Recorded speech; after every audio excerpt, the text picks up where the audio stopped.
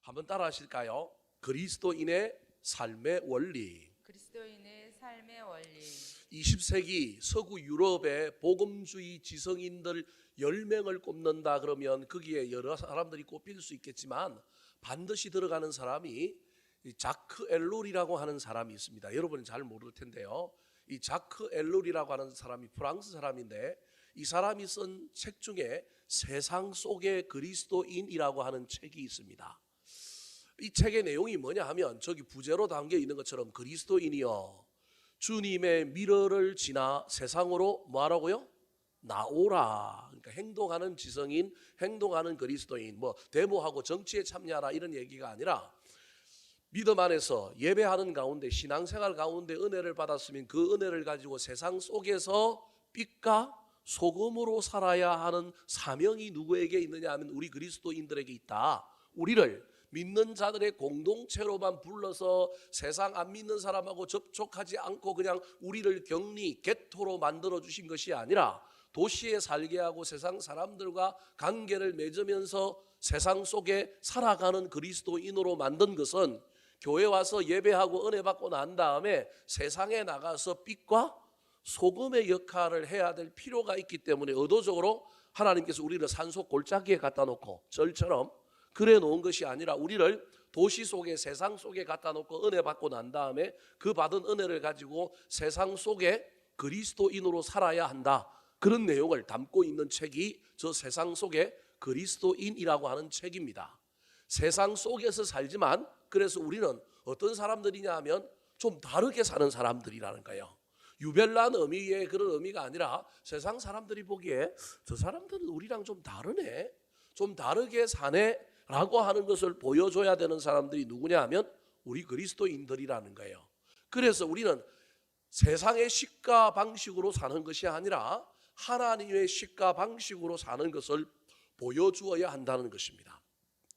고린도 교회는 고린도라고 하는 엄청난 죄악 세상에서 하나님께서 그들을 불러서 예수를 믿게 만들고 교회를 만들어서 교회 안에서 신앙생활하게 만든 사람들에게 이 보내고 있는 편지가 고린도전서입니다.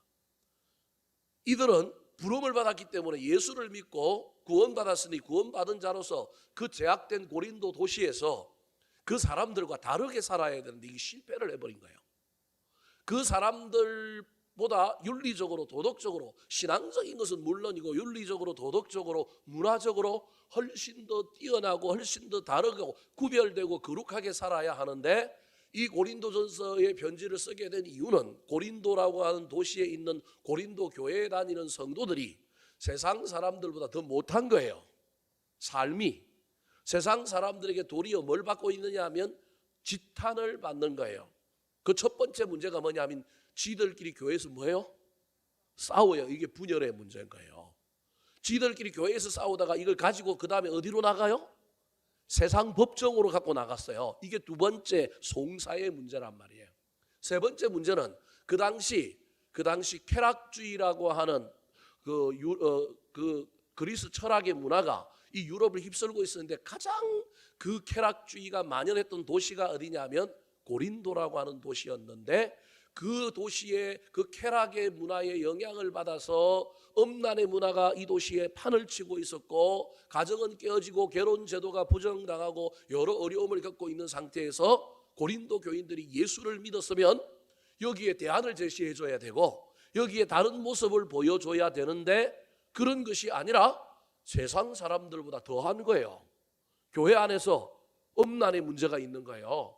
아버지의 첩을 자기 아내로 삼아버리는 일들이 있고 결혼했는데 음란한 예수 믿는 사람들 중에도 그런 사람들이 있는 거고 결혼하지 않았는데도 바람을 피우는 문제가 있는데 이게 세상 사람들보다 훨씬 더한 문제들이 누구 안에 있느냐 하면 고린도 교회 안에 있는 거예요. 그래서 지금 사도 바울이 편지를 보내서 이 음란의 문제뿐만 아니라 그 음란을 넘어서서 음란이 가장 해악을 끼치는 가정 결혼이라고 하는 제도 속에서 그 결혼의 문제를 어떻게 다룰 것인가, 또 음란의 문제가 들어와서 또 다른 문제 때문에 결혼이 깨어지는 가정의 문제를 어떻게 해결해야 될 것인가를 설명하고 있는 것이 고린도전서 7장입니다. 현대교회에서 이 고린도전서 7장을 설교한다는 게 참 어렵습니다. 그 시대와 오늘의 시대가 다르기 때문에 성경 말씀대로 선포하지 않으면 말씀을 부정하는 거고, 성경 말씀대로 선포하면 교인들이 오늘날 문화와 세태가 달라졌기 때문에 받아들이지 못하는 거예요. 그래서 뭘 찾아야 되느냐 하면 원리를 찾아야 됩니다. 너무 문자 그대로 해석하는 것이 나쁘다는 얘기가 아니라 문자 그대로 해석해야 되지만 왜 그 시절에 그 문자 그대로 그렇게 해석되는 말씀이 선포되었는지, 오늘날 조금 다른 문화와 사상 속에 펼쳐지고 있는 우리의 삶에는 그것이 어떻게 적용될 수 있는지에 대한 원리를 이해해야 된다는 겁니다. 자, 그렇다면 음란에서 시작하여 결혼이라고 하는 주제로 확장된 이야기 속에서 우리 그리스도인들이 세상 사람들과 다르다, 세상의 식가 방식으로 살아가는 것이 아니라 하나님의 식가 방식으로 살아가는 세상 속의 그리스도인이 되려면 어떤 삶의 원리를 붙들고 살아야 할까요? 그 원리들은 각각 가정에, 결혼이라고 하는 문제에, 사람과 관계의 영역에 어떻게 적용돼야 될까요? 첫 번째 원리입니다. 따라하시겠습니다. 은사와 절제의 원리. 은사와 절제의 원리. 이것은 독신과 결혼에 대한 전체 원리를 이야기하고 있습니다. 즉 독신에 대해서는 은사를, 그리고 결혼이라고 하는 가정의 모든 제도에 있어서는 절제라고 하는 두 원리를 그리스도인들이 붙들고 살아야 한다는 것입니다. 먼저 7절 말씀을 읽어볼까요? 시작. 나는 모든 사람이 나와 같기를 원하노라. 그러나 각각 하나님께 받은 자기의 은사가 있으니 이 사람은 이러하고 저 사람은 저러하니라.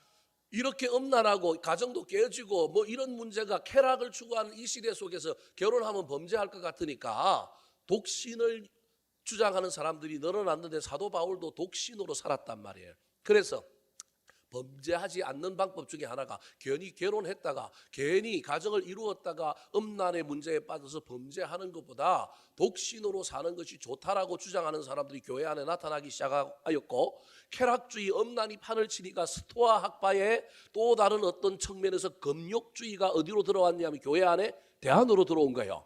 그러니까 세상의 문화는 쾌락주의예요. 그런데 쾌락주의에 반대하기 위해서는 교회는 뭘 이야기하냐면 금욕주의를 수용하고 금욕주의를 받아들이다 보니까 결혼이 쾌락주의의 어떤 그 부분에 속해 있는 거라고 한다면 금욕주의는 차라리 뭐 하지 않는 게 좋다고요? 결혼하지 않는 게 좋다라고 하는 문화가 교회 안에 어느 정도 들어와 있는 상황이란 말이에요. 그때 사도 바울이 나도 독신으로 산다라는 거예요. 그래서 나는 모든 사람이 나와 같기를 뭐하노라? 원하노라. 그러나 그렇다고 해서 독신이 성경의 원리는 아니라는 거예요. 아무리 세상이 엄난하고 막 결혼해서 바람도 피우고 결혼이 나쁜 것 같고 뭐 결혼 왜 하느냐 그러고 결혼의 무용론을 이야기한다 할지라도 그렇다고 결혼이 틀렸다라고 말하고 싶지 않다라는 거예요. 왜냐하면 각각 하나님께 받은 자기의 뭐가 있다고요? 은사가 있으니 이 사람은 이러하고 저 사람은 뭐하다고요? 저러하니라. 그러니까 은사에 따라 독신의 문제를 결정해야 된다. 난 독신의 은사를 받았다 그러면 독신으로 살면 되는 거예요. 근데 그게 아니라 난 경제 때문에, 난 돈 때문에, 난 독신, 이거는 아니라는 거예요. 하나님께서 나는 혼자 독신으로 사는 게 좋겠다라고 하는 소명을 받았으면 독신으로 사는 거예요. 여러분 오해하지 말고 들으십시오. 사도 바울이 저렇게 이야기했을 때 저 독신은 오직 하나님을 신랑으로 삼고 하나님과 함께 살아가는 삶, 뭐 쉽게 이야기하면 수녀, 사제 또는 어떤 독신, 어떤 목회자, 독신 영성가 이런 측면으로 얘기하는 거예요. 그러니까 결혼함으로 말미암아 내가 책임을 져야 되고 결혼함으로 말미암아 내가 거기 에너지를 쏟아야 되는데 그 에너지를 쏟는 것보다 하나님께 에너지를 쏟는 게 훨씬 더 낫겠다라고 결단한 사람들에 대한 이야기지, 오늘날 현대처럼 그냥 아이고 뭐 결혼하면 밥도 해도 애도 키워야 되고 뭐 해야 돼, 아유 귀찮고 남한테 매이기 싫은데, 이런 의미의 은사를 얘기하는 게 아니라는 거예요. 저기 은사를 따라 독신할 수도 있다라는 거예요. 은사를 따라 뭐 할 수도 있느냐 하면 결혼할 수도 있다라는 거예요. 저때 은사는 하나님이 우리에게 주셨는데 그 은사는 우리 잘 먹고 잘 살라고 주신 것이 아니고, 은사는 반드시 누구를 위해 사용되어야 되느냐 하면 하나님과 공동체를 위하여 사용하라고 주신 것이기 때문에 저때 은사를 따라 독신으로 살 거냐 결혼해서 살 거냐의 문제도 그 관점에서 이해를 해야 된다는 거예요. 그 관점이 아니라 우리는 그냥 내가 그냥 독신의 은사를 받았어, 아이고 뭐 세상에 이런 게 뭐 결혼해, 그냥 나 혼자 살래, 이건 아니라는 얘기예요. 중요한 건 저기서 사도 바울이 꼭 결혼의 문제, 독신의 문제뿐만 아니라 사람은 하나님께 받은 은사와 소명이 있는데 그 은사를 가지고 모든 것을 결정해야 된다는 거예요. 결혼뿐만 아니라 인간관계 영역에 넘어서서 미래를 결단하고 진로를 선택하고 무슨 일을 할 때마다 반드시 저와 여러분이 하나님이 나에게 주신 은사는 뭔가, 그게 은사가 꼭 재능 이런 걸 떠나갖고 하나님이 나한테 지금 이 시기에 이 시점에는 무엇을 하라고 원하는가, 그것을 하기 위하여 하나님께서 나한테 어떤 씨앗 작은 것들을 투자해놓고 하나님이 작은 것들을 나한테 심겨놨는데 그것이 어떤 것인지를 발견한 사람이 그것을 붙들고 선택하는 삶을 살라는 거예요.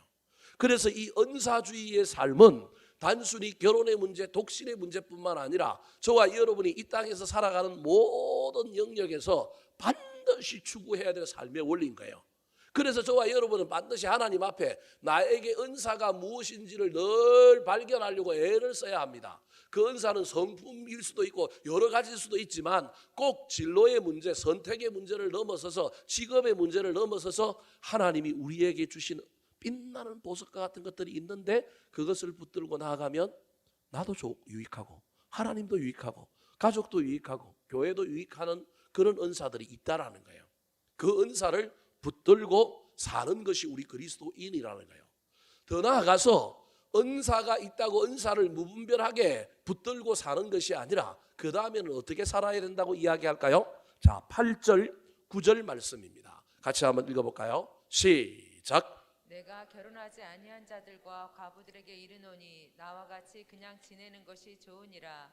만일 절제할 수 없거든 결혼하라. 정욕이 불같이 타는 것보다 결혼하는 것이 나으니라. 자, 저 화면을 그대로 주시고 아까 7절에서 바울 사도가 왜 자기는 독신인데 다 나처럼 독신으로 사는 게 좋다고 생각했느냐 하면 임박한 종말론 때문에 하나님이 곧 오실 거라고, 예수님이 곧 오실 거라고 생각했던 거예요. 그러니까 주님 맞을 준비하고 주님께 더 가까이 가는 것이 훨씬 중요하다고 생각했기 때문에 사도 바울은 훨씬 더 독신이 더 좋다고 생각하고 자기에게 독신이 은사가 있어서 자기는 그 삶을 사니 독신으로 사는 것, 그것도 중요하다는 거예요. 그러나 그것보다는 종말이 아무리 가까이 와서 예수님이 온다고 할지라도 그것보다도 하나님께서 우리에게 주신 은사가 무엇인지를 알고 은사를 붙들고 살라는 거예요.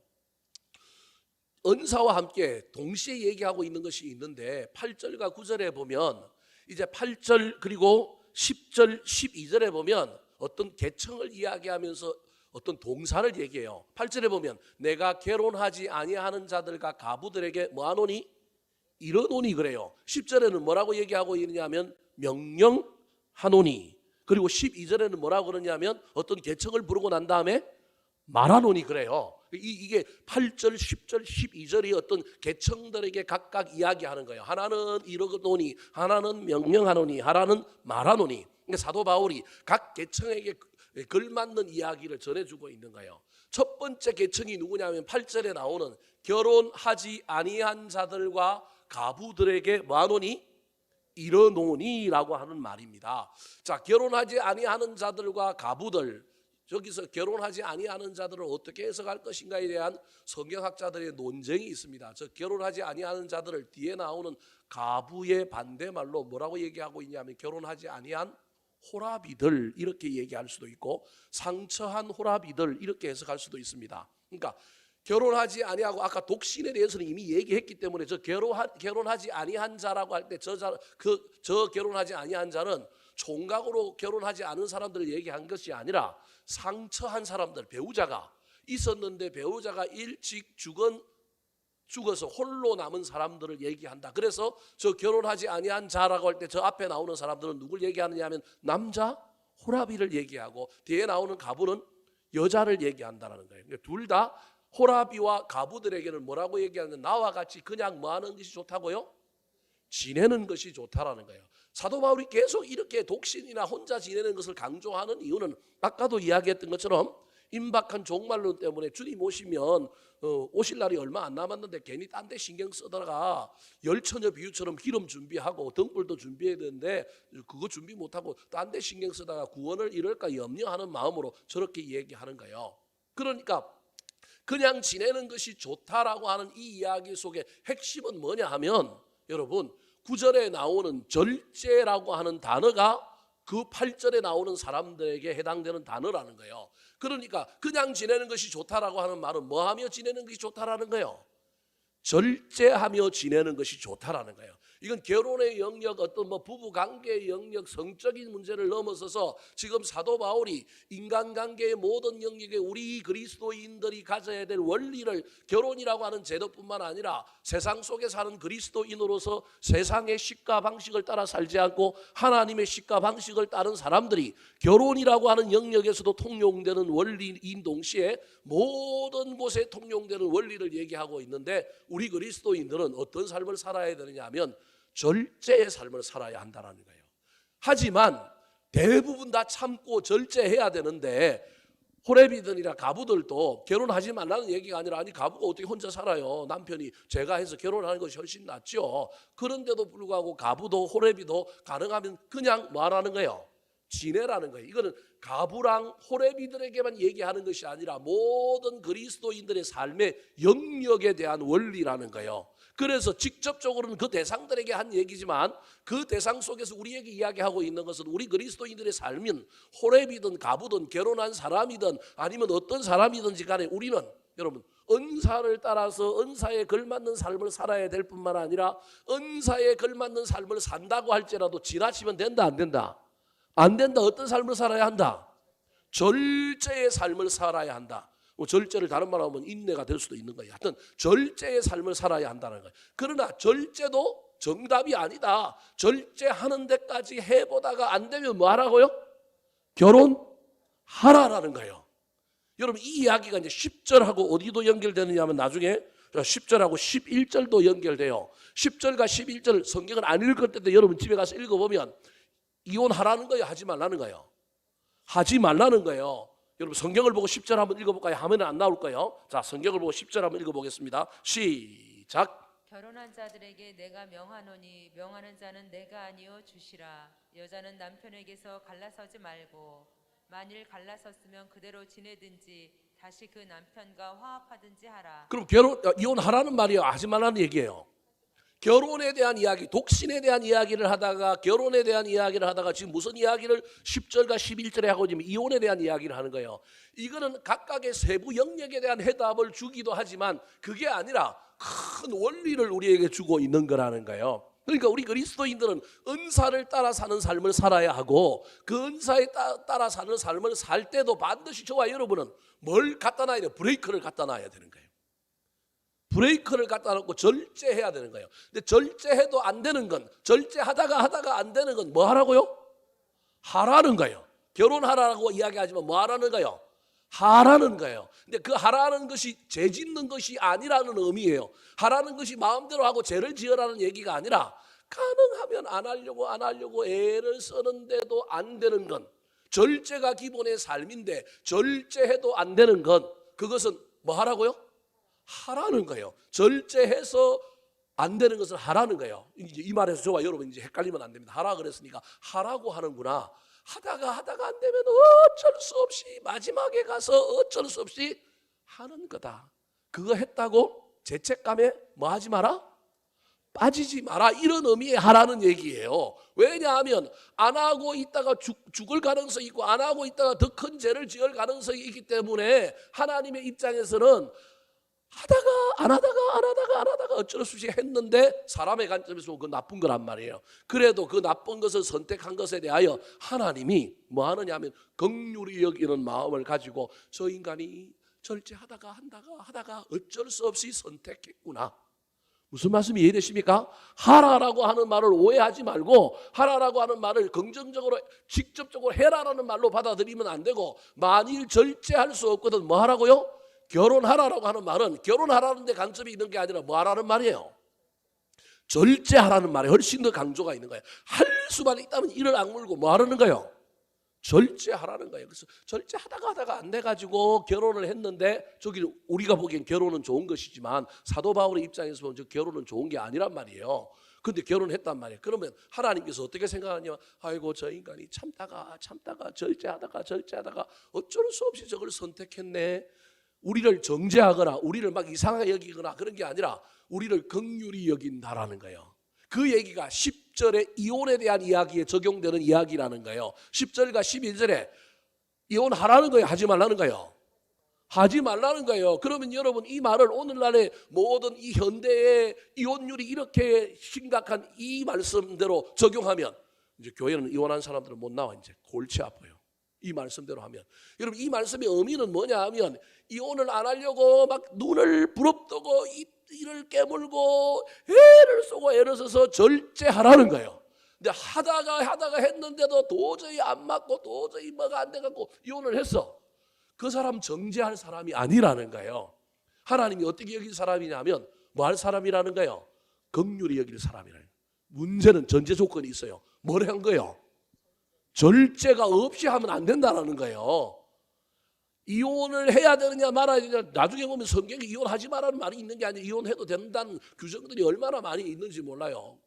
제 얘기를 듣고 이제 우리 목사님 이혼하라 그랬다고 또 다 이혼해버릴까 봐 걱정인데, 이혼하면 안 됩니다. 하라는 얘기가 아니라 하지 말라는 얘기예요. 절제하라는 거예요. 그래서 결혼 생활의 모든 원리는 핵심은 뭐라고요? 절제. 뭐 하라고요? 참으라는 거예요. 하라는 거예요, 하지 말라는 거예요?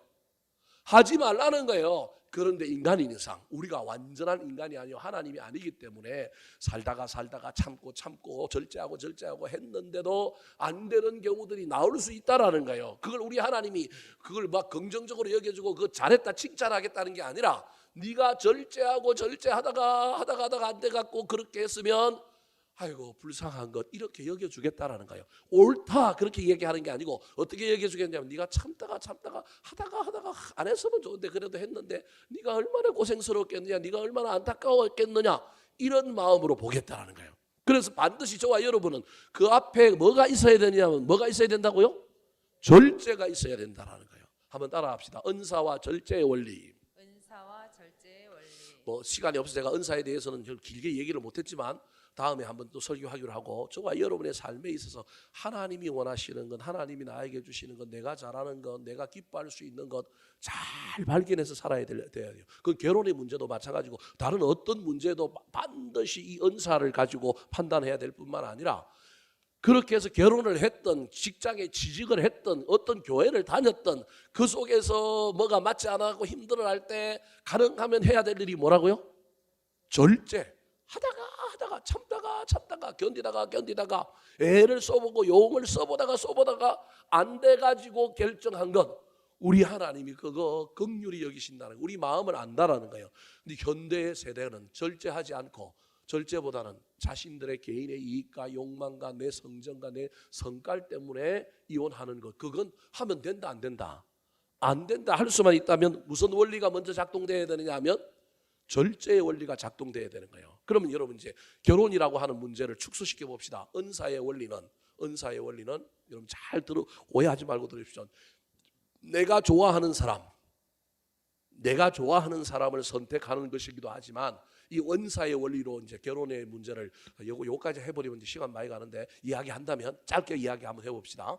은사와 절제의 원리가 모든 인간관계, 우리 그리스도인들의 삶의 원리의 첫 번째 축인데, 이걸 결혼이라고 하는 영역으로 가면 저와 여러분이 결혼을 어떤 관점에서 우리는 결혼을, 상대방 배우자를 선택하고 결혼을 하느냐 하면, 누가 좋아하는 사람을 선택하는 거예요? 내가 좋아하는 사람을 선택하는 거예요. 근데 내 눈이 삐었어. 죄송합니다. 내 눈이 올바르지가 않아. 처음에는 좋은 사람, 내가 좋아하는 사람을 선택했는데 살다 보니 좋아요, 안 좋아요? 안 좋아요. 감정이 내 눈의 감정사인 내 감정의 눈이 감정을 잘 못했어. 좋은 인간인 줄 알고 상대방을 골랐는데 살아보니까 뭐가 많아요? 이 다이아몬드에 흠이 너무 많아. 그래갖고 이거 도저히 같이 못 살겠어요. 여러분 이때 은사를 어떤 은사로 저와 여러분이 사용했느냐 하면, 내가 나의 어떤 은사를 만족시켜 줄 사람, 또는 내 욕구를 충족시켜 줄 은사의 개념으로 은사를 사용한 거예요. 그런데 이때 은사와 절제의 원리에서 은사는 그런 게 아니라는 거예요. 내가 저 사람과 짝을 이루어 저 사람을 도우면서 결혼 생활을 하면 인생이 꽃이 피겠다. 이게 돕는 배필이거든요. 그 은사의, 결혼 생활의 은사의 가장 중요한 건 돕는 배필. 이미 지난번에 했단 말이에요. 돕는 배필이라고 하는 관점에서 은사여야 된다는 거예요.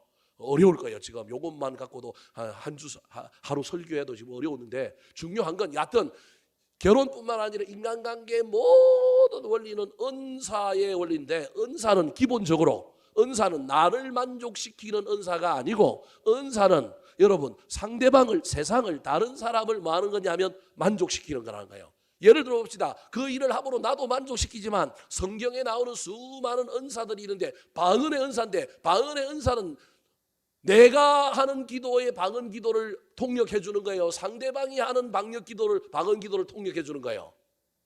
누가 유익한 거예요? 물론 내가 통역해 줌으로 내가 기고만장하고 내가 목에 힘이 들어가기도 하지만, 원래 기능으로 하면 모든 은사는 어디를 향하여 쓰여지게 되어 있느냐 하면 상대방을 밖을 향하여, 외부를 향하여 쓰여지는 것이 은사의 방향과 은사의 기능이라는 거예요. 그래서 은사와 절제의 원리는 결혼의 영역에서도 보면 저와 여러분이 관점을 좀 바꿔야 되는 부분이 있다라는 거예요. 자, 이 부분을 길게 설교하면 오늘 또 지난주처럼 길어지니까 여기까지만 하도록 하겠습니다. 한 번 더 따라 하실까요? 은사와 절제의 원리. 은사와 절제의 원리. 네 가지를 해야 되기 때문에 가는 거예요. 지금 저와 여러분이 삶의 가장 중요한 원리는 은사를 붙들고 살아야 되는데, 그 은사는 나를 만족시키고 내가 발휘되고 내가 실현되는 것도 있지만, 은사의 궁극적인 쓰임새는 밖으로, 외부로 다른 사람을 향하여 내가 가진 어떤 것을 쓰는 것이라고 하는 것을 잊어버리면 안 돼요. 이게 결혼의 영역에도 그런 측면으로 사람을 선택하고 배우자를 발견하고 배우자와 관계 영역에서 이게 이루어져야 되는데, 나는 사랑받기 위해 태어난 사람이에요. 난 사랑하기 위해 태어난 사람이 아니에요. 난 대접받기 위해 태어난 사람이에요. 상대방이 나를 대접해줘야 돼. 나를 만족시켜줘야 돼. 내 마음을 알아줘야 돼. 내가 상대방의 마음을 알아주고 내가 상대방에 맞추는 건 이건 안 돼. 다른 사람이, 남편이, 아내가 이걸 해줘야 돼요. 이러니 이제 이게 힘드는 거예요. 근데 은사라고 하는 의미의 어떤 그 원칙은 내가 누구를 만족시키는 거예요? 상대방을 만족시키는 거예요. 근데 은사는 돌고 돈단 말이에요. 내가 만족시키면 상대방이 나를 만족시켜주고, 이래서 품앗이가 되어서 톱니바퀴가 맞아서 돌아가야 된다는 거예요. 이게 결혼뿐만 아니라 모든 인간관계의 그리스도인의 삶의 원리의 은사와 절제의 원리라고 하는 것을 잊어버리지 마시기 바랍니다. 두 번째 따라 하시겠습니다. 거룩과 구원의 원리. 거룩과 구원의 원리. 자, 거룩과 구원의 원리는 불신자와의 결혼에 대한 이야기입니다. 목사님들은 불신자와 결혼하면 된다 그래요? 안 된다 그래요? 안 된다고 그러죠. 안 돼요. 여러분, 가능하면 믿는 자들과 결혼해야 돼요. 그런데 불신자하고 결혼하는 일을 성경에서는 그럼 금할까요? 그러지는 않아요. 오늘 본문도 불신자하고는 결혼하지 말라는 말이 아니라 불신자하고도 결혼할 수 있다고 얘기하는 거예요. 자, 12절 같이 한번 읽어볼까요? 12절입니다. 12절 13절 시작. 그 나머지 사람들에게 내가 말하노니 이는 주의 명령이 아니라, 만일 어떤 형제에게 믿지 아니하는 아내가 있어 남편과 함께 살기를 좋아하거든 그를 버리지 말며, 어떤 여자에게 믿지 아니하는 남편이 있어 아내와 함께 살기를 좋아하거든 그 남편을 버리지 말라. 저 결혼이 믿는 자하고 한 거예요? 아니면 안 믿는 자하고 한 거예요? 믿는 자하고 결혼했는데 갑자기 믿음이 없어져서 안 믿는 자가 된 거예요? 아니면 처음부터 안 믿는 자예요? 처음부터 안 믿는 자예요. 그러니까 불신자하고 결혼이 지금 하두에 떠오른 거예요. 이건 고린도 교회의 상황이 지금 그런 거예요. 왜냐하면 이미 결혼 생활을 하고 있는 상태에서 복음이 들어갔단 말이에요. 복음이 들어가 있으니까 한쪽 편에 부인이나 남편에게 먼저 복음이 들어가 있으니까 한 사람은 예수를 믿었는데 한 사람은 예수를 뭐 한 거예요? 안 믿은 거예요. 그러니까 특수한 경우예요. 그래서 불신자의 결혼을 여러분 허용한다라고 보면 안 돼요. 사실은 이건 특수한 경우에 이미 결혼한 상태에서 복음이 뭐해진 거예요? 전해졌을 때 부부 중에 한 사람이 뭘 받아들인 거예요? 복음을 받아들였는데 한 사람이 안 받아들인 거예요. 그래서 원론적으로 하면 가능하면 믿지 않는 자와는 결혼을 안 하는 것이 성경의 원리예요.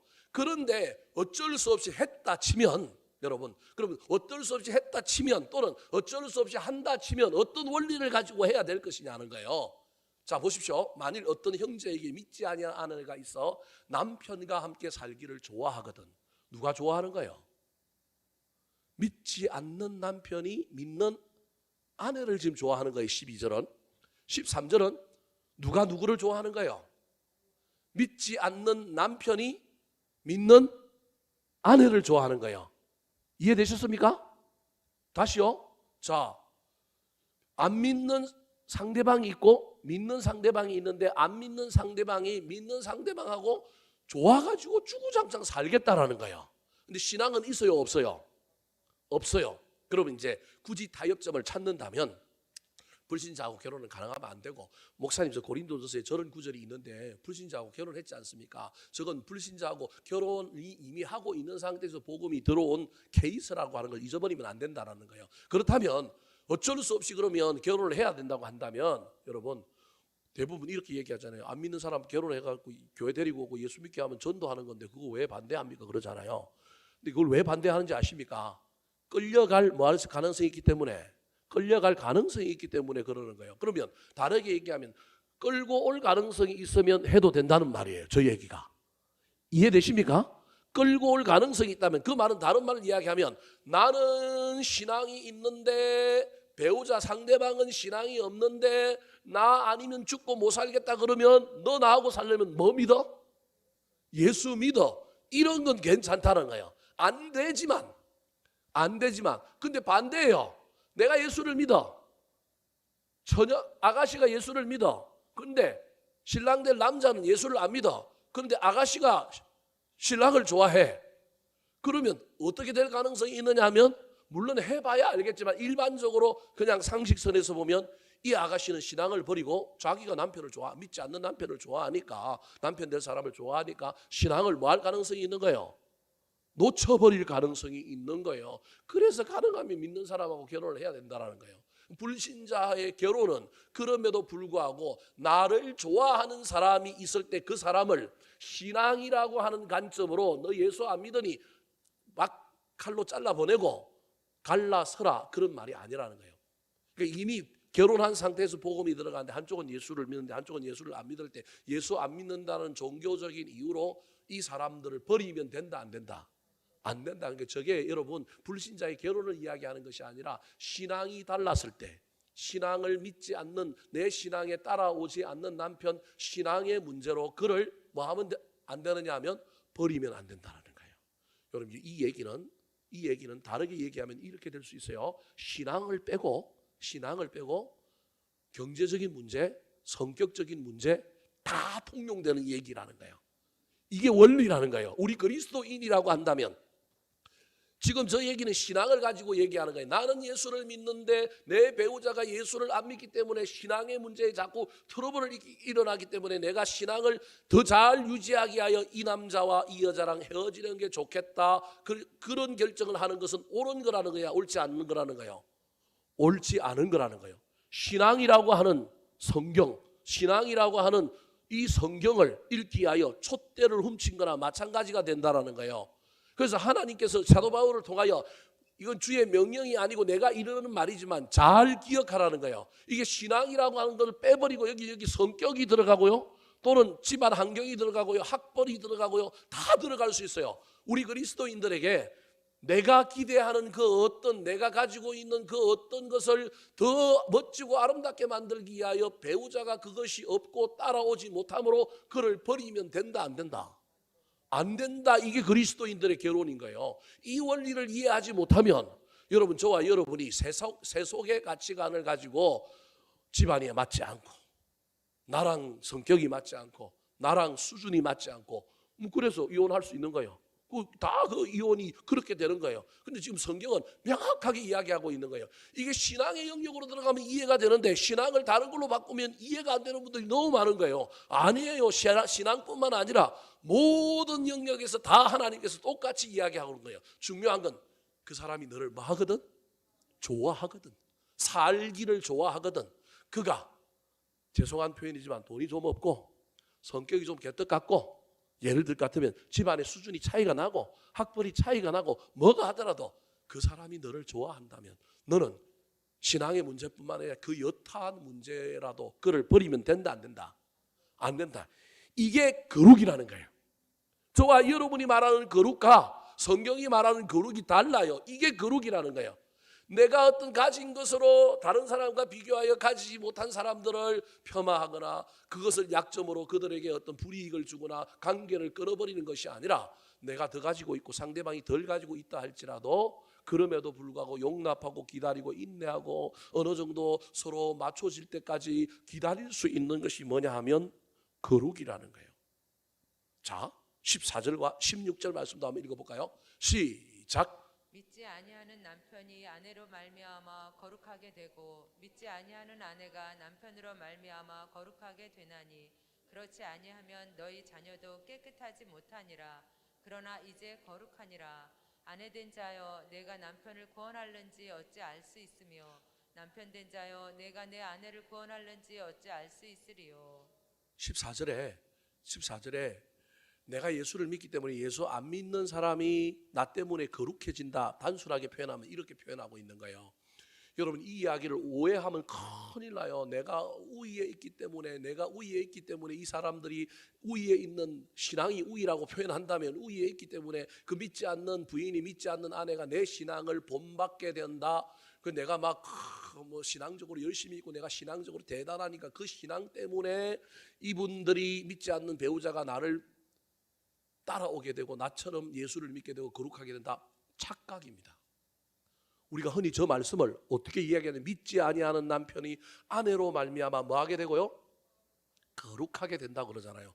그럼 저 말은 원문에 의하면 거꾸로 해석해야 됩니다. 내가 믿지 아니하는 남편을 용납하고 기다리고 인내함으로 거룩하게 될 때 그 거룩함을 보고 상대방이 어떻게 된다고요? 거룩해지는 거예요. 생각을 잘 해야 됩니다. 이 해석을 잘 해야 됩니다. 내가 예수 믿는 걸 보고 내가 예수 잘 믿는 걸 보고 내가 교회 열심히 나가는 걸 보고 여러분 저분이 예수를 믿겠다고? 아닙니다. 내가 거룩하게 예수 믿는 것 말고 그 예수 믿는 걸 가지고 그분들에게 그것을 어떻게 대하느냐의 거룩이 또 나타나야 되는 거예요. 그것 때문에 남편들이 예수를 믿고 뭐해지느냐 하면 거룩해지는 거예요.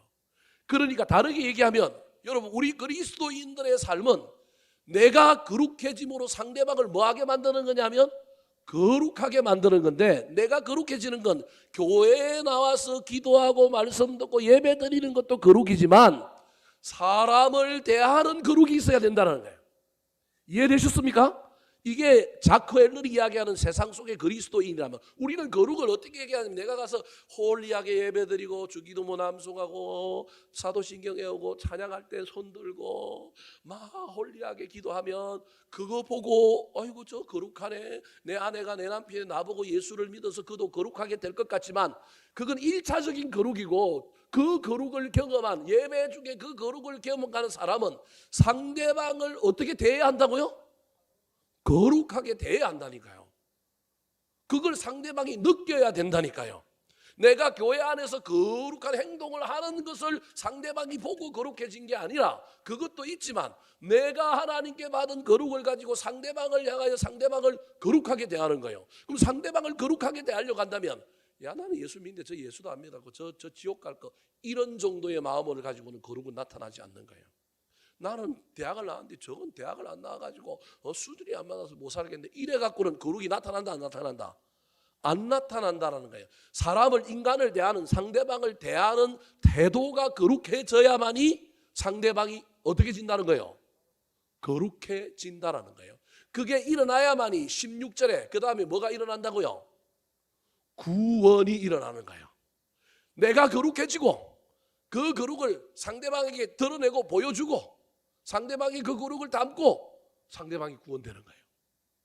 여러분 이 이야기는 가정에서 믿지 않는 아내와 믿지 않는 남편과의 관계에서 거룩을 전하고 구원하는 이야기를 넘어서서 우리 그리스도인들이 삶의 원리 중에 모든 삶의 원리가 우리는 하나님 앞에 거룩한 자로 서야 될 뿐만 아니라 그 거룩을 가지고 세상의 관계 영역에서 그 거룩을 보여주고 그 거룩을 삶의 원리로 관계 맺는 일들 가운데 써야 하는 거예요.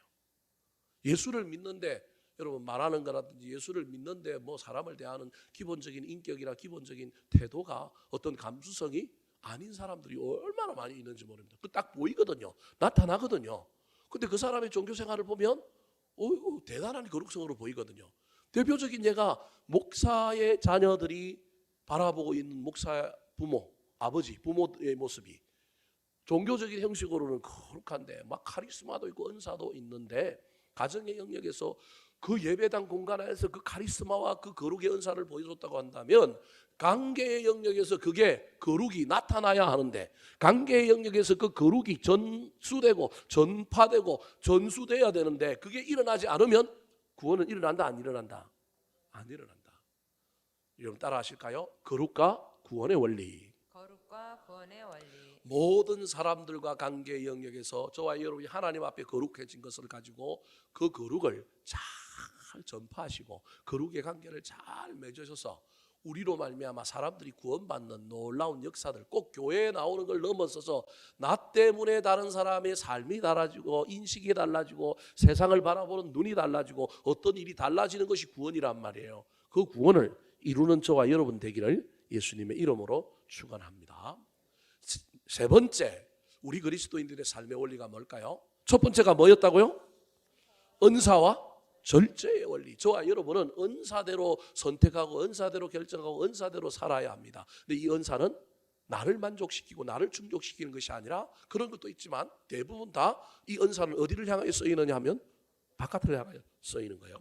은사대로 살 때 저와 여러분이 견지해야 될 삶은 할 수만 있다면 참고 할 수만 있다면 절제해야 되는 거예요. 하다가 안 되면 어쩔 수 없어요. 그거 갖고 뭐 하나님 우리 보고 너 죄지었다 그러지는 않을 거예요. 그 앞에 절제의 그 흔적, 절제의 스티그마가 우리한테 있다면 우리 주님, 우리가 뭐 가정에서 이혼을 하든 또는 뭐 인생에서 죄를 짓고 실패를 하든지 간에 하나님께서 너 할 만큼 했다, 수고했다 인정해 주실 거라는 거예요.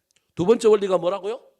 관계의 영역에서 저와 여러분이 거룩과 구원의 원리를 붙들고 살아야 하는 거예요.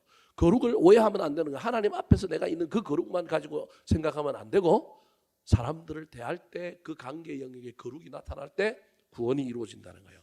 세 번째가 따라 하시겠습니다. 자유와 화평의 원리. 자유와 화평의 원리. 자, 이 원리는 불신 배우자와의 이혼에 대한 이야기입니다. 이혼에 대한 이야기. 즉 신앙의 걸림돌이 되고 정말로 신앙을 지키는 문제를 방해할 때, 아까 그 신앙 거룩과 구원의 원리에 남편이 아내를 좋아해 갖고 같이 살았는데 내 신앙 지키기 위하여, 내 신앙을 위하여 이 아내를 버리지 말라고, 이 남편을 아내가 버리지 말라고 그러고 남편 아내를 버리지 말라고 그랬잖아요. 그때 이혼에 대한 이야기와 이번에 이혼에 대한 이야기는 좀 질적으로 틀린 이야기예요. 그런 이혼을 하지 말라고 그랬단 말이에요. 그런데 이번에는 어떤 이혼도 하지 말라고 그러느냐 하면, 여러분 한번 보실까요? 15절을 다시 한번 읽어볼까요? 15절입니다. 시작. 혹 믿지 아니하는 자가 갈리거든 갈리게 하라. 형제나 자매나 이런 일에 구애될 것이 없느니라. 그러나 하나님은 화평 중에서 너희를 부르셨느니라. 자, 믿지 아니하는 자가 갈리거든. 이 말은 이혼해서 헤어질 수밖에 없거든. 그러면 뭐 하게 하라고요? 갈리게 하라는 거예요. 갈리게 하라는 거예요. 이게 무슨 말이냐면요, 둘 다 믿지 않는 아내와 남편일 수도 있고요, 또는 나의 문제일 수도 있어요. 나한테 믿지 않는 아내가 있는데 이 아내가 그냥 나를 좋아서 막 사는 정도가 아니라 나랑 못 살겠다라는 거예요. 그리고 심지어 내 신앙을 핍박을 해요. 그래서 나를 예수를 못 믿게 해요. 자, 전 가정의 두 가지를 전제를 좀 해봐야 돼요. 자, 나하고 상관없이 내 옆에 있는 어떤 부부가 있는데 그 부부가 믿지 않는 부부인데 이 부부가 너무 안 맞아갖고 뭐 하려고 하느냐면 지금 이혼하려고 해요. 그때 뭐 하게 하라고요? 이혼하게 하라는 거예요. 그러니까 이혼을 무조건 막으라는 게 아니라 어쩔 수 없으면 이혼하게 하라는 거예요. 또 다른 차원에서 이건 내 문제인 거예요. 나하고 믿지 않는 배우자가 살고 있는데 이 믿지 않는 배우자가 아까는 나를 막 좋아했는데, 좋아하고 나 좋다고 막 결혼 생활을 하는데 내가 이 믿지 않는 자를 예수 믿으라 그러는데 예수는 안 믿고 나만 좋아해. 그런데 교회는 안 나오고 나만 좋아해. 그래서 나는 신앙생활을 믿는 사람하고 좀 하고 싶으니 이 사람 버리고 딴 남자랑 살아야겠다. 이런 이혼을 하면 된다 안 된다? 안 된다라는 거예요. 근데 이번에는 이 남자가 나를 좋다고 따라다니고 막 이런 정도가 아니라 심지어 나를, 아까 그 남자는 내가 교회 나가는 걸 그래도 허용했는데 이번에 이 남자는 나를 교회 나가는 걸 뭐 한다고요? 박해해요. 교회 나가면 죽인다 그래요. 그럴 경우에는 어떻게 하라고요? 갈라서게 해라는 거예요. 사도 바울이 저 뒤에 형제나 자매나 이런 이에 구애될 것이 없느니라라고 하는 말은 모세의 율법에 이때 유대인들은 모세의 율법을 기준으로 살고 있는데 모세의 율법은 도무지 뭐 하지 말지니라 이혼하지 말지니라 그랬단 말이에요. 자기도 이혼하지 말라 그랬는데 남의 이혼도 조장을 하고 이혼을 하게 시킨다고 한다면 모세의 율법에 얼마나 저게 걸리는 거예요. 근데 사도 바울이 뭐라고 얘기하냐면 거기에 너무 준하지 말고 그 율법에 매이지 말고 구애되지 말고 뭐 하라는 거예요. 믿지 않는 두 부부가 서로 맞지 않아요. 정말로 지옥 같은 삶을 살고 있거든. 그 부부 이혼한다고 하면 갈리게 하라는 거예요. 막지 말고 이혼시키라는 거예요. 너도 네 신앙을 방해하거나 네가 신앙생활 하는데 어려움을 주는 배우자가 있어서 그 배우자랑 도저히 못 살겠거든. 뭐 하라는 거예요? 갈리게 하라는 거예요. 갈라서게 하라는 거예요. 그때 너희들 마음속에 죄책감을 가질 필요가 있다 없다? 없다라는 거예요. 근데 여러분 15절은 조선말은 끝까지 들어봐야 돼요. 저게 핵심이 아니고 그러나 있잖아요. 그러나가 나오잖아요. 그러나 그렇게 해도 되지만 하나님은 화평 중에서 너희를 뭐 하셨느니라?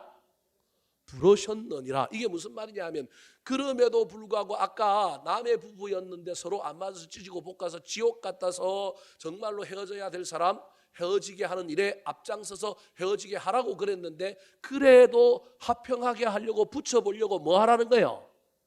애를 쓰라는 거예요.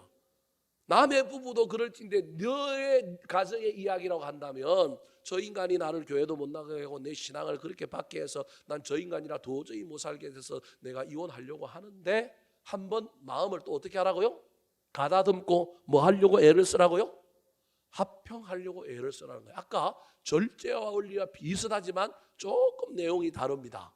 저와 여러분 여기서 기억해야 될 것은 여러분 아까 절제도 마찬가지지만 이를 악물고 하다가 안 돼서 선택하는 것 밀려서 어쩔 수 없이 선택한 거지만 이거는 뭐 하는 거냐면 의지적으로 결단하여 선택하는 거예요.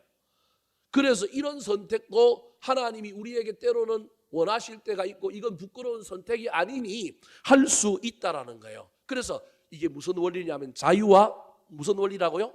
화평의 원리라는 거예요. 할 수 있지만 안 하고 중간 단계에 뭘 한번 도모해 보는 거예요. 화평을 도모해 보는 원리. 이게 결혼의 문제뿐만 아니라 결혼과 이혼의 문제뿐만 아니라 모든 그리스도인들의 삶의 영역에서 저와 여러분이 할 수 있어요. 해도 구애가 안 돼요. 할 수 있다니까요. 그럼에도 불구하고 할 수 있다고 그리스도인들이 하는 사람이 아니고 우리는 할 수 있음에도 뭐 하는 사람이라고요? 안 하는 사람인다니까요. 여러분 잘 기억하셔야 됩니다. 우리 할 수 있는데도 안 하는 사람이에요. 할 수 있다니까요. 안 하는 사람. 그런데 안 하려고 애를 써보다가 안 되면 의지적으로 결단하여 뭐 하라는 거예요? 하라는 거예요. 그게 갈리게 하라는 거예요. 무턱대고 저거 이혼이네 저거 뭐 도저히 못 살겠네 눈으로 보기에 이성적으로 판단하기에 그래서 갈리게 하는 게 아니라 이건 가족 그러니까 결혼의 문제 어떤 부부의 문제뿐만 아니라 사업체에서 때로는 저와 여러분이 인간관계의 영역에서 교회 안에서도 어떤 영역에서 저와 여러분이 도저히 안 맞으면 갈라서야 합니다. 근데 갈라서기 전에 반드시 해야 될 일은 하나님이 화평 중에 우리를 부르셨기 때문에 그 화평의 노력은 해봐야 된다라고 하는 의미가 저 안에 들어있는 것입니다. 그러고도 안 되면 여러분 질질 끌려가서 어쩔 수 없이 선택하지 마시고 결단하여 뭘 선택하라고요? 자유를 선택하십시오. 뭐에 구애될 것이 없이 자유를 선택하여 결단하시기 바랍니다.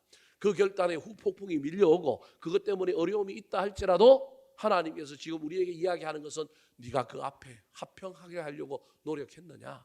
그 노력이 있다고 한다면 네가 자유로이 구애됨 없이 결정하는 것이 옳다라는 거예요.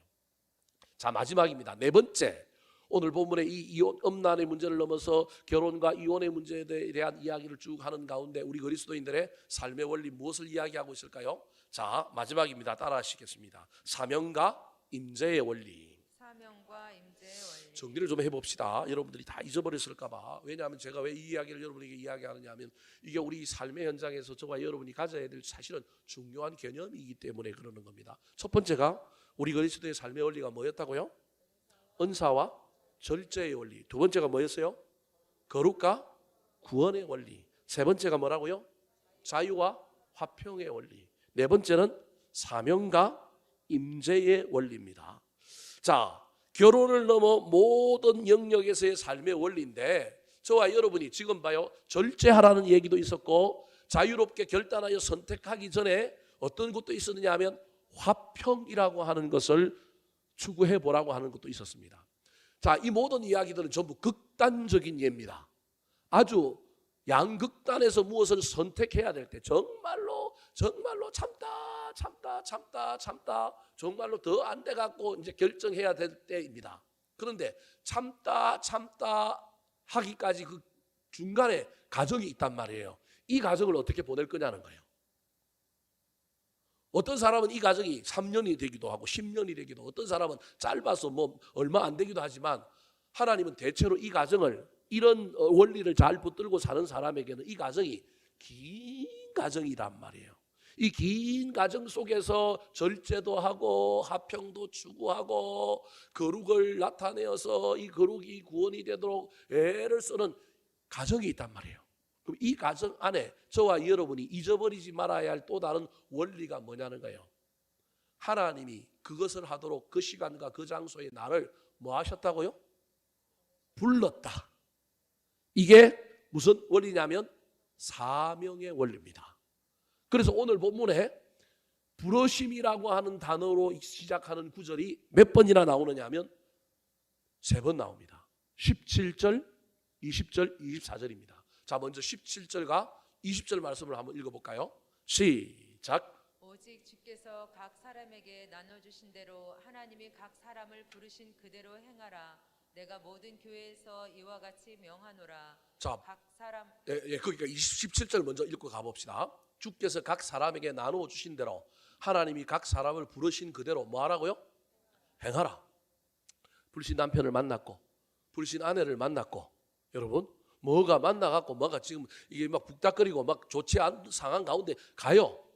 절제도 하고 막 거룩도 보이고 뭐 화평도 추구하고 막 가는 거예요. 그래서 여러분 거룩을 보였더니 구원이 일어나고 절제를 했더니 뭐 하다가 안 되고 어쩔 수 없이 내가 선택을 했으니 아이고 그래서 끝이 나면 좋겠는데, 그때까지 가는 동안에 저와 여러분이 어떻게 가야 하느냐는 거예요. 그 결정에 이르기 전까지 어떻게 가야 되느냐? 하나님이 너를 이런 상황 속에 뭐 했다고요? 불렀다. 그 상황 속에서 그대로 뭐 하라고요? 행하라. 이게 사명의 원리예요. 사명의 원리. 그래서 각 사람은 부르심을 받은 그 부르심 그대로 뭐 하라고요? 지내라. 아까는 뭐 하라고요? 행하라. 이번에는 뭐라고요? 지내라 그러는 거예요. 지내라. 자, 한 칸 뛰어넘어서요. 집사님 마지막 PPT를 한번 보여주실까요? 24절을 한번 보여주실래요? 24절 시작. 형제들아 너희는 각각 부르심을 받은 그대로 하나님과 함께 거하라. 자, 이게 다 똑같은 어떤 것에 대한 이야기를 하고 있는데 첫 번째 동사가 뭐였어요? 아까 17절은 행하라. 그리고 20절은 동사가 뭐였어요? 지내라. 그 다음에 24절은 거하라. 제가 이제 이걸 이제 설명하도록 하겠습니다. 저와 여러분이 결혼이라고 하는 문제에 여러분 박히면 모든 지금 듣고 있는 이 설교, 이 원리를 결혼과 뭐 믿지 않는 뭐 가정과 이런 어떤 전제를 듣고 들으면 여러분 복잡해집니다. 이 인간관계의 모든 영역으로 넓히는 것이 훨씬 더 유익합니다. 저 얘기를 하려고 제가 누구 이야기를 지금 해야 되느냐 하면 시간이 많이 갔기 때문에 이 이야기까지 하면 길어지지만 요셉에 대한 이야기를 제가 지금 하려고 하는 거예요. 요셉에 대한 이야기. 요셉은 아까 절제하다가 자기도 모르는 사이에 어쩔 수 없이 선택들이 벌어졌어요. 선택들이 벌어졌지만 나중에는 그가 결정하여 선택을 합니다. 결정하여 선택하는데 그 결정하여 선택하는 기간까지 그가 17년이라고 하는 세월을 지나가는 거예요. 지나가는 동안에 여러 상황들이 바뀝니다. 관계의 영역에서. 근데 그는 그곳에서 여러분 행하기도 하고 여러분 지내기도 하고 뭐 하기도 했냐면 거하기도 하는 거예요. 부르신 곳에서 그 상황 가운데서 그는 어떻게 하고 있냐면 그 속에서 열심히 그냥 지나가는 거예요. 행하기도 하고 가정 총무로서 행하기도 하고 감옥에서 전옥을 맡은 사무장으로 지내기도 하고 막 이런 일을 하는 거예요. 그런데 이게 쉬운 일이 아니잖아요. 믿지 않는 남편과 씨름해야 되고 믿지 않는 아내와 씨름해야 되고 거룩을 보여줘야 되는데 이게 구원에 이를지 않을지도 잘 모르겠고요.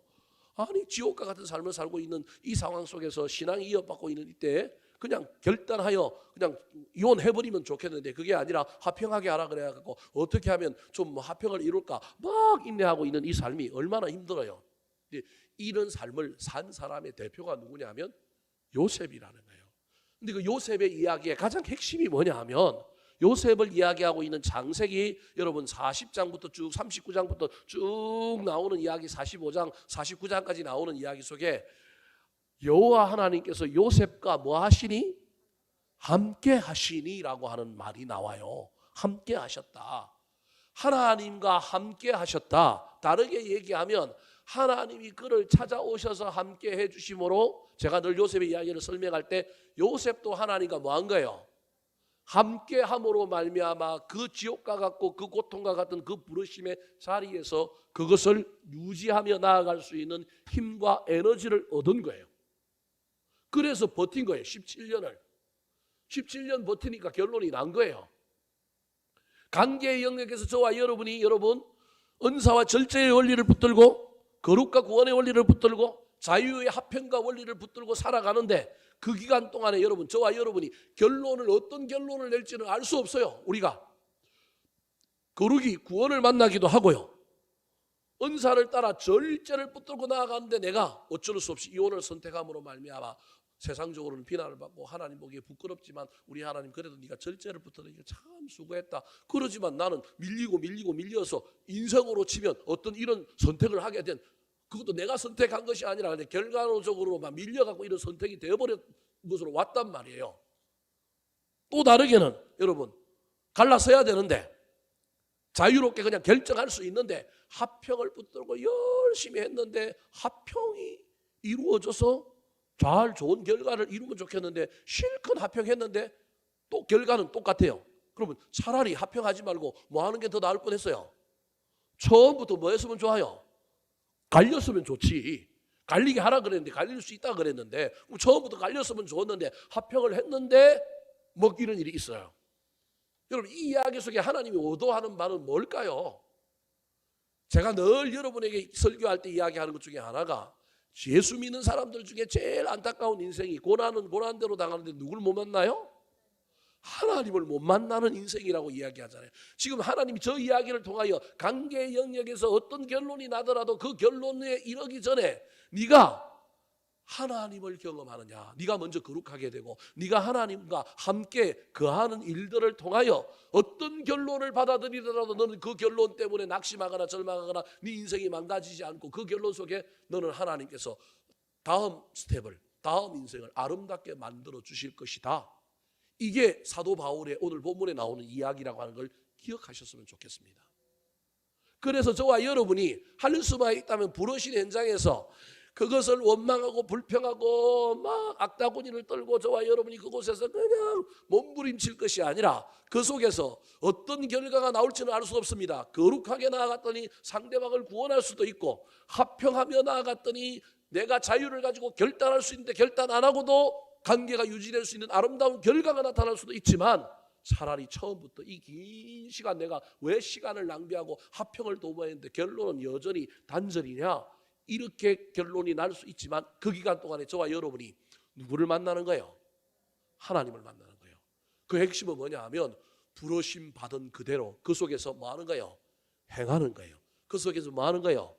지내는 거예요. 그냥 무의미하게 시간과 세월아 하면서 행하고 지내는 것이 아니라 누구와 함께 거하는 거예요? 하나님과 함께 거하는 거예요. 하나님 나한테 왜 이 사람을 붙여주셨습니까? 하나님 나한테 왜 이런 관계가 있습니까? 하나님 나한테 왜 이런 어려움이 있습니까?